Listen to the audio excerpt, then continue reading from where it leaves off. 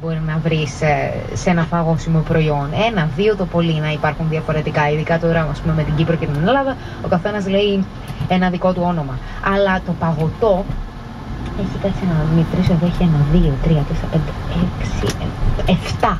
Έχει 7 διαφορετικά ονόματα. Λοιπόν, αρχίζει, λέει, λεξικό του παγωτού. Παγωτό ή παγωτό γάλακτος. Παγωτό με χαμηλά λιπαρά, παγωτό χωρίς λιπαρά, παγωτό σερμπέ.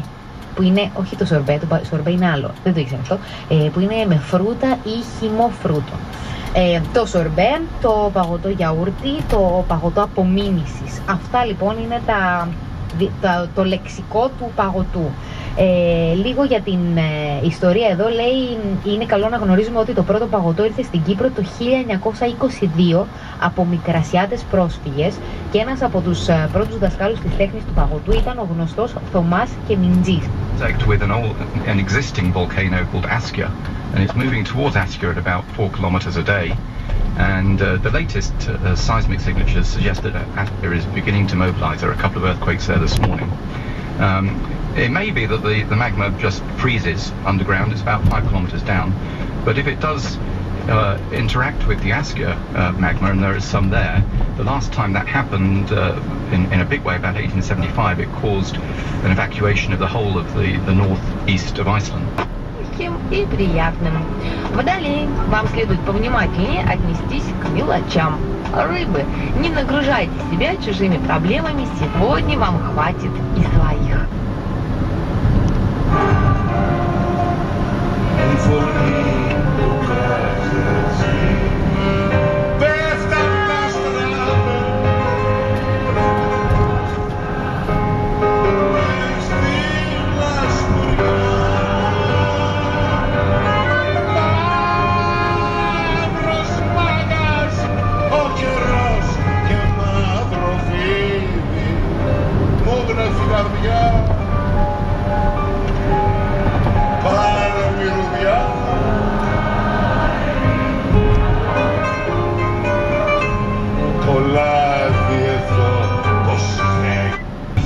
Σφαίρα 96,8 και 106,4.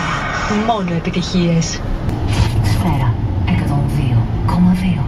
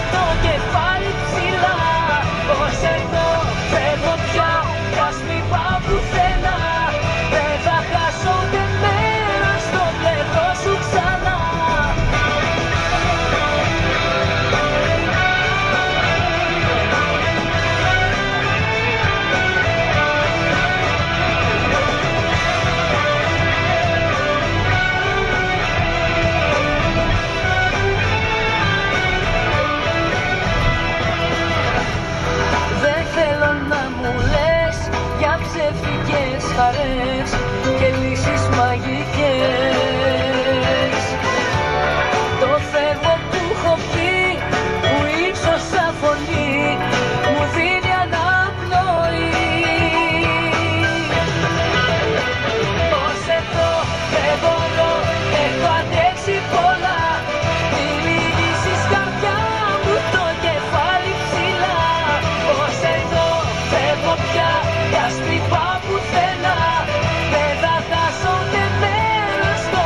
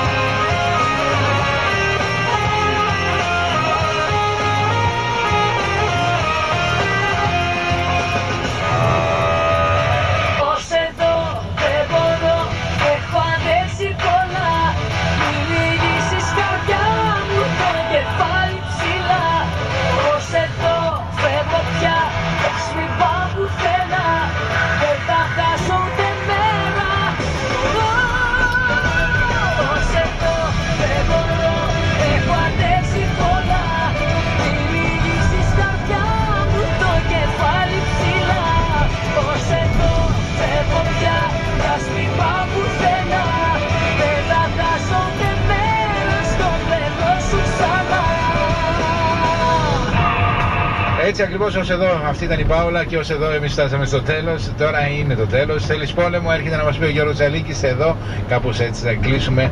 Και εμείς ανανεώνουμε ραντεβού μας μαζί με την πρωινή αρένα και με όλους εσάς αύριο πρωί, γύρω λίγα λεπτά μετά τις 7. The West generally has this kind of sense this time round of what it's doing. Well, I think we've stopped saying that their grievances are legitimate.